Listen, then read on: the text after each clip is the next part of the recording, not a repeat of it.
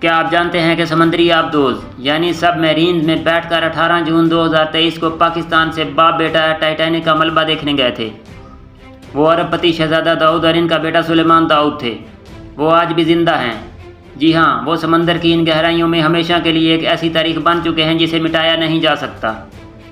لیکن یہاں ایک چونکا دینے والا اتفاق دیکھیے۔ جس جہاز کا ملبہ وہ دیکھنے گئے تھے اس کا نام تھا ٹائٹینک، اور جس آبدوز میں وہ گئے اس کا نام تھا ٹائٹنز۔ دونوں کے نام ایک جیسے تھے اور دونوں ہی سمندر کے اس ایک گڑھے میں غرق ہو گئے۔ اب حیرت کی بات یہ ہے کہ ملٹری آبدوزیں 30 سال تک سمندر کے اندر سٹارٹ رہ کر سفر کر سکتی ہیں، تو پھر ان کی یہ ٹائٹن سب میرینز کیسے تباہ ہوئی؟